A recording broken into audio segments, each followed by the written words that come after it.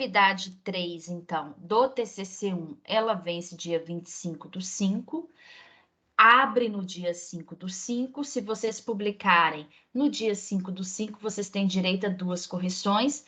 Se vocês publicarem entre, né, o dia 6/5 até 15/5, você tem direito a 1 correção. E aí segue o mesmo critério que eu já tinha explicado para vocês. Com direito a 2 correções, o tutor ele tem 7 dias úteis para corrigir o trabalho de vocês. Claro, tem tutor que corrige antes, tem tutor que de fato espera os 7 dias úteis, que não consta, a gente não pode contar aí com sábado, domingo e feriado. Evitar deixar de enviar a atividade 3 no último dia e horário, tentar se programar para enviar o quanto antes para ter direito à correção e vocês ficarem mais tranquilos aí na pontuação. E o TCC1, ele é composto por 3 atividades. Essa aula de hoje é referente à atividade 3. Então, só para quem está aqui na sala, que chegou um pouquinho depois do que eu já tinha falado, a gente vai focar na atividade 3 hoje, e depois eu vou passar em relação à atividade 2, se alguém tiver alguma dúvida. Não esqueça de seguir todos os critérios que está no arquivo no Word, que está no manual, para caprichar no trabalho, e passar também no CopySpider. Vocês podem utilizar também outros programas antiplágio, 0800 ou pago que tem aí na internet, tá? Então, o ponto de atenção é, nessa atividade 3 do TCC, vocês precisam deixar, né, a atividade 1 e a atividade 2 corrigida. Então, na hora que o tutor, ele entregar para vocês a correção da atividade 2, naquele arquivo que vocês vão fazer a atividade 3 para publicar lá no AVA. Mas nada impede de vocês já irem fazendo agora num arquivo separado em Word para depois só copiar e colocar nesse arquivo que vai ser entregue pelo tutor da atividade 2, tá? E nessa atividade 3, ela corresponde, né? Toda a correção da atividade 1 e 2, a introdução e a formatação do trabalho. E aí, pessoal, o que é muito importante nesse momento? É vocês linkar. Aqui é o momento de vocês lerem o trabalho do início ao fim, para ver se um assunto ele encaixa no outro. Porque vocês fizeram a atividade 1 e enviaram, depois fez a atividade 2 e enviou. Agora, nessa atividade 3, o tutor ele pesa mais a mão na hora da análise. Por quê? Ele vai verificar todos esses critérios aqui, ó, dos itens da atividade 1, da atividade 2 e os itens da atividade 3, mas se de fato um contexto conversa com o outro. Por isso que nessa atividade 3 do TCC1, ela vale 6.000 pontos, porque é o fechamento final do trabalho. A soma das 3 atividades tem 10.000 pontos, ou seja, em 10.000 pontos, vocês precisam tirar 6.000 pontos para aprovação. Então, vamos supor, uma colega, ela tirou aqui, ó, 1.800, e na atividade 2, vamos supor que ela tirou só 1.000 pontos. Então, ela já tem 2.800. Então, para 6.000 menos 2.800, em 6.000 pontos aqui dessa atividade 3, ela tem que tirar no mínimo 3.200 pontos. Porque a soma de todas as atividades, ela tem que dar 6.000 pontos. Ah, vamos supor que tem colega que já está com 4.000 pontos aqui. Então, na atividade 3, ele tem que tirar no mínimo 2.000 pontos. E aí, sucessivamente. Ah, eu não entreguei a atividade 1. Mas na atividade 2 eu fechei com 200, beleza. Na atividade 3 eu tenho que tirar no mínimo 4.000 pontos. Se eu tirei 2.000 aqui, eu tenho que tirar no mínimo 4.000 pontos. Ah, Gisele, mas na atividade 1 eu fiquei com 0, na atividade 2 eu fiquei com 0, então na atividade 3 eu tenho que fechar, eu tenho que tirar 6.000 pontos. Se eu tirar 5.900, abaixo de 6.000 pontos, eu estou automaticamente reprovada na disciplina, tá? Então, vamos lá. Na introdução. A introdução, vocês precisam escrever de 3 a 4 parágrafos bem elaborados. Lá no arquivo em Word, ele vem falando dessa formatação, que sempre a primeira linha com um espaço de 1,25, espaçamento entre linhas de 1,5, tá? Nesse momento, vocês têm que conferir todo o trabalho, tem que fazer a formatação geral, atualizar sumário, fazer tudo de formatação do trabalho, que nessa atividade 3, por ela valer mais ponto, isso também vai ser avaliado. Mas aí na introdução. Na introdução, vocês precisam fazer de 3 a 4 parágrafos, descrevendo de maneira geral o tema de vocês. Cada parágrafo tem que ter em torno de 4 a 5 linhas, entra no mesmo critério que a gente já vem falando desde o início do semestre, tá? Se você quiser ressaltar algum trecho, você pode sublinhar ou colocar aquele trecho em negrito, mas eu não aconselho fazer muito isso, tá? Porque como é uma revisão bibliográfica, tudo que vocês retiraram de alguém já é um ponto relevante, tá? Senão o trabalho vai ficar todo aí sublinhado em negrito, então não aconselho a colocar isso, tá? Muita atenção com a formatação, que é o número de páginas para colocar, para refletir direitinho no sumário, e principalmente esse quadro de formatação que está no arquivo do Word, tá? Então, outro ponto também importantíssimo, pessoal, nessa versão, né, nessa atividade 3, não esqueça de renomear o documento certinho, porque eu já vi tutor que tirou ponto por causa disso, porque às vezes na atividade 1 o aluno não se atentou, na atividade 2 o aluno não se atentou, mas na atividade 3 é de fato o tutor avalia na íntegra.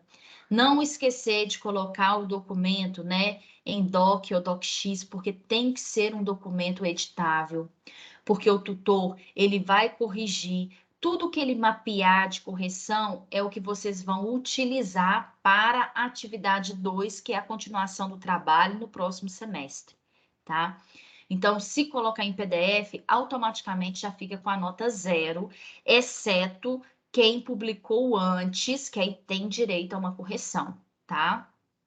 Mas se eu deixei para publicar num dia faltando para terminar o prazo, ou no dia e eu publiquei o arquivo errado, ou eu publiquei a extensão do arquivo, né? O arquivo na extensão errada, e aí eu não tenho aí direito à correção, eu fico com 0 nessa atividade.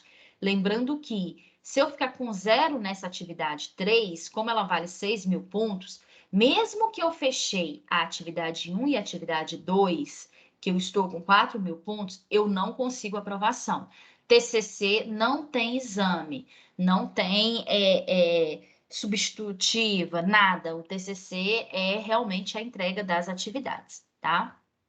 Na introdução, vocês não podem fazer citação, tá? Então, a introdução, esses 3 a 4 parágrafos, ele tem que ser de autoria de vocês. E aí, na hora de passar no CopySpider, precisa, de fato, verificar se não tem. Eu aconselho até passar no antiplágio a introdução separada, para vocês terem 100% de certeza que ali não tem plágio nenhum, tá? E para fazer essa introdução, o que eu aconselho vocês a escrever em cada parágrafo, tá? O primeiro parágrafo, como vocês já vão ter uma visão geral do trabalho, já estudaram sobre o tema, já fizeram essa parte da metodologia, a introdução vocês já têm o conhecimento, vocês já têm ali um conteúdo acumulado do que vocês estudaram. Por isso que a introdução ela tem que ser feita com as palavras de vocês. Então, o primeiro parágrafo, vocês vão contextualizar o tema.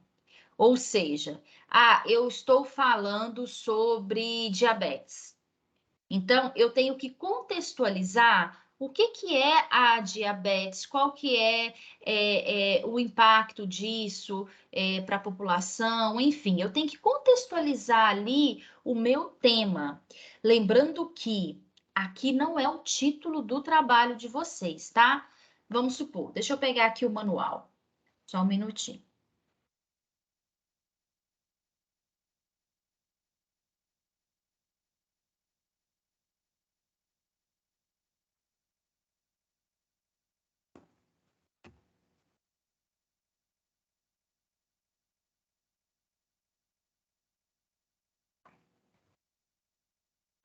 Então, por exemplo,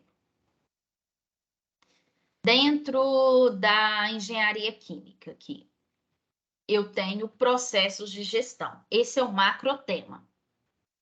Então, o meu tema, eu vou avaliar algum procedimento, algum processo químico e olhar a gestão dele. Vamos supor que eu vou trabalhar com filtração em membrana, tá? Então, meu título do meu trabalho foi filtração em membrana. Então, quando eu vou contextualizar o tema, eu vou contextualizar os tipos de filtração que eu tenho e quais são os processos de gestão envolvidos nos tipos de filtração. Eu não vou falar o que é a filtração em membrana. Eu estou contextualizando o meu tema. Eu estou falando da filtração, mas avaliando dentro, né, do meu tema, que é a gestão. Como que é a gestão nesses processos de filtração? Então, muita atenção aqui na hora de contextualizar o trabalho de vocês. Peraí. Porque aqui vocês não vão contextualizar o título do trabalho. Vocês vão contextualizar o título, mas relacionado com o tema. Então, ele é mais amplo, tá? O segundo parágrafo, vocês vão falar do projeto de pesquisa. Qual que é a proposta dele? E aqui, nesse projeto de pesquisa e essa proposta, o que que a gente espera? Que você escreva, se eu estou falando de filtração em membrana, por que que, qual que é a proposta de filtração de membrana, se isso é rentável no mercado ou não, é falar mesmo desse projeto, o que que ele traz de benefícios com essa proposta. Então, assim, eu estou falando de diabetes, beleza. Por que que se eu controlar a diabetes para uma pessoa, o que que de benefício que ela traz na qualidade de vida da pessoa? Seria essa a ideia. O terceiro parágrafo, vocês vão escrever a importância do trabalho de vocês. Então, aí eu já entro no meu trabalho em si. Se eu estou falando da filtração em membrana, eu vou falar por que que a filtração em membrana, no processo X, ela é importante. E se ela tem alguma relação com o meio ambiente, com o meio acadêmico, com a sociedade, aqui nesse terceiro parágrafo é o momento de eu descrever. Que contribuição de eu estudar um determinado item, ele vai trazer aí para o meio acadêmico, para a sociedade, para o meio ambiente. Então, vocês precisam fazer aí essa interface. Eu estudo isso porque ele é importante e também ele vai ajudar a sociedade, o meio ambiente, o meio acadêmico de tais formas e descrever quais são essas formas. E o quarto parágrafo é fazer um fechamento do trabalho, né? Falando das fontes de pesquisa, e aí vocês vão colocar uma ou duas fontes que foi mais relevante no trabalho de vocês. E aqui nesse quarto parágrafo, nesse último parágrafo, vocês precisam deixar a ideia de que se algum outro estudante pegar o trabalho de vocês, ele consegue ali também desenvolver algum outro trabalho. Então, aqui nesse parágrafo, vocês precisam, tipo assim, dar outras linhas de pesquisa relacionado ao que vocês trabalharam no TCC. Por exemplo, eu trabalhei sobre diabetes em idosos, por exemplo, ou diabetes em adulto, enfim. Eu posso também deixar um gancho para a pessoa que pegar meu trabalho, ela já vai ter muito conteúdo ali que eu já pesquisei. Mas se a pessoa quiser falar de diabetes em crianças, diabetes gestacional ou outro assunto relacionado ao que eu trabalhei, pelo meu trabalho ela consegue retirar muita coisa e fazer e dar continuidade ao que ela vai escrever. Então, nesse quarto trabalho, esse fechamento geral do trabalho, falar as fontes de pesquisa e também indicar algumas áreas ou alguns outros trabalhos que podem ser desenvolvidos a partir do trabalho que vocês, né, entregaram até aqui. Essa que é a ideia da introdução. Vamos lá para dúvidas de vocês agora.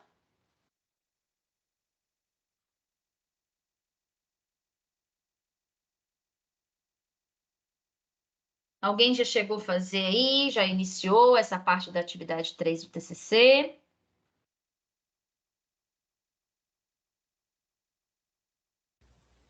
Eu ainda não iniciei, mas eu acho que as dúvidas, elas acabam surgindo quando a gente começa a fazer. Quando você Uhum. explica, tá tudo muito claro, muito tranquilo, mas quando a gente começa a escrever é que O o bicho bicho pega, pega né? mesmo. É verdade. Mas os demais, como que está aí o andamento do trabalho? Já entregaram a atividade 2? Eu estava conversando antes com a Emanuele e com a Natália.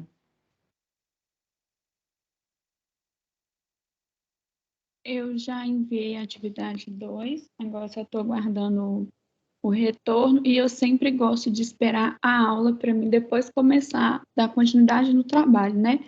Porque Uhum. igual a Emanuele falou, enquanto você fala, fica muito claro, assim, aí eu já começo a bolar tudo na cabeça, aí quando você senta na frente do computador para escrever, parece que você não sabe nada. Uhum. Sabe o que que vocês podem fazer? Deixa eu ver, acho que só tem o Daniel de homem aqui. Meninas e menino. Gisele. Oi? Gisele, não é Daniel, não. É a Júlia, porque eu entrei de outro computador. Ah, tá, não. Então só tem meninas aqui. A gente vai dominar esse mundo mesmo, gente. Mas assim, o que que vocês podem fazer, meninas? Eu vou tirar a dúvida agora em relação à atividade 2 para quem não enviou ainda. E as demais, se quiserem tentar já escrever os itens da atividade 3 dessa introdução, que eu vou ficar aqui até 10 horas. E aí, se vocês já quiserem escrever, se já tiver um tempinho, e aí já vai tirando as dúvidas também, aí a gente consegue já sanar essas dúvidas. Gisele, Oi? é a Júlia. Oi, Júlia. Eu posso tirar uma dúvida rapidinho? Pode. É sobre o atividade 2. É porque eu tô dando uma revisada aqui, é porque eu ainda não enviei a minha. Uhum, É sobre o cronograma. Eu até assisti a aula, só que eu tô com uma outra dúvida aqui.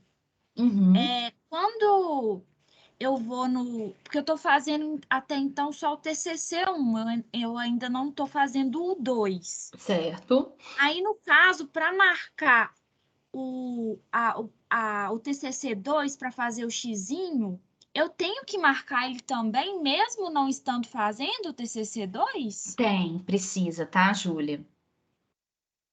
Ah, sim. Mas aí eu não sei como que tá as datas. Como que eu faço?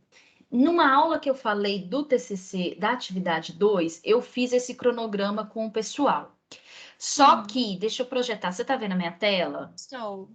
Se você fizer aproximadamente a partir de julho aqui, ó, que vem aqui a parte do TCC Sim. 2, aqui, ó, revisão das referências para a elaboração do TCC.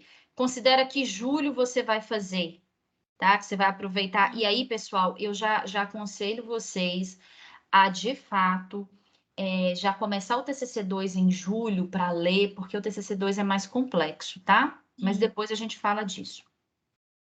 Aí considera, ó, a elaboração do capítulo 1, julho e agosto, os outros itens, agosto, setembro e outubro, pode considerar isso aqui, tá? Tá bom.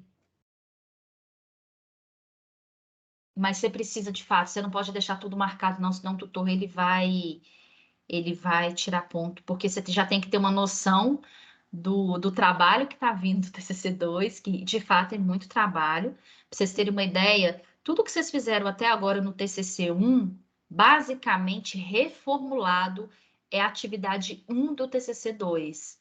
Então, assim, é bem mais complexo, é muito trabalhoso, tá? Posso tirar uma foto dessa tela? Pode. Mas esse tá no arquivo também, tá? Que eu disponibilizo no grupo do Telegram, Ah, eu não da cheguei a. atividade 2. Obrigada, Gisele. Aí, pessoal, de atividade 2, vocês têm alguma dúvida? Se quiser projetar o trabalho aqui, pode projetar.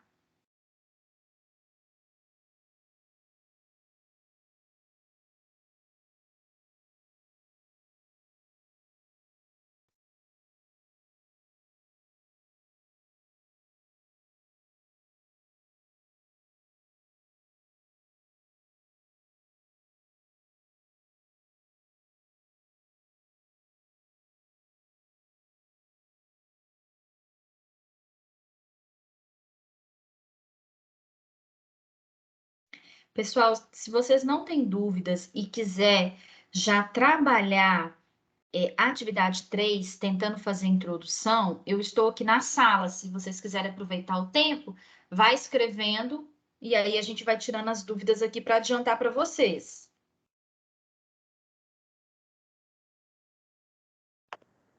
Gisele, deixa eu só te perguntar. Tem uma parte que eu estava vendo do trabalho, do TCC, que fala assim, em questão de título, aí depois vem subtítulo, mas não é a introdução, ele está abaixo de um quadro que tem.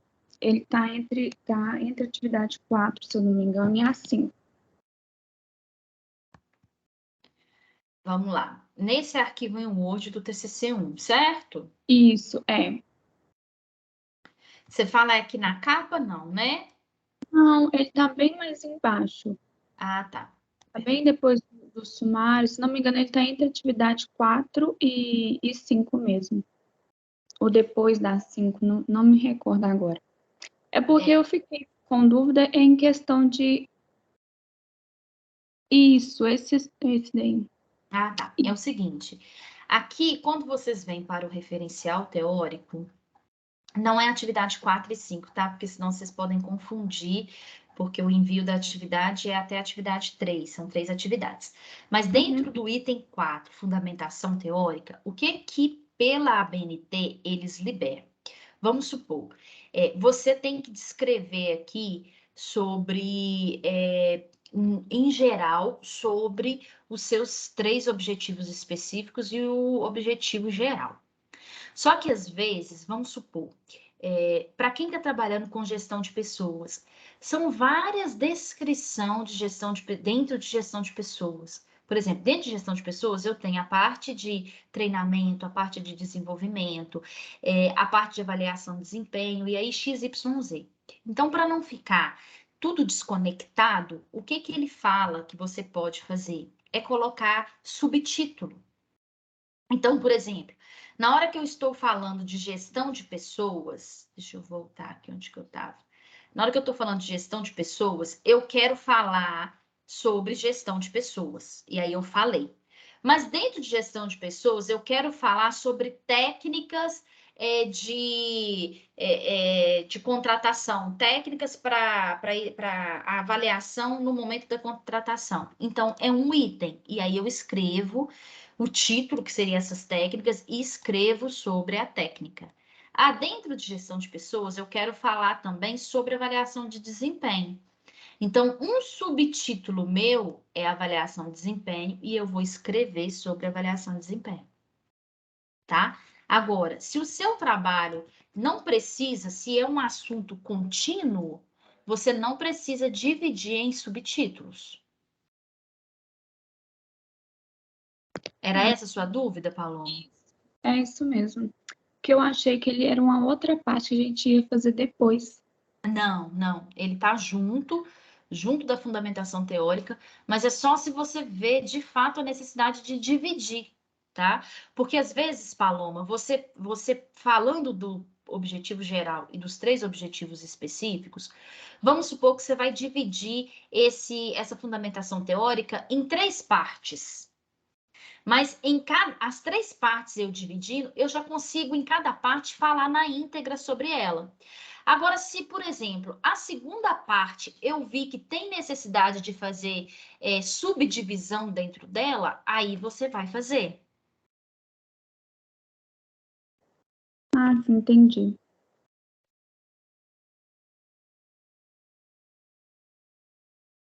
Pessoal, mais alguma dúvida?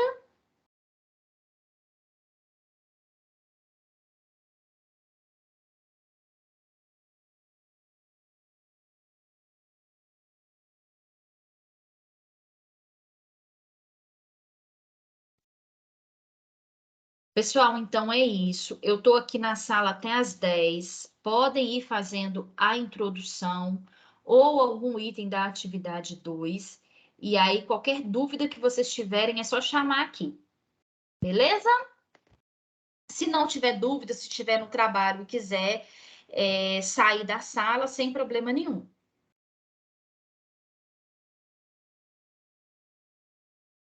Tá bem, obrigada, Gisele. Tá bom, pessoal. Estou aqui até às 10. Obrigada, Gisele.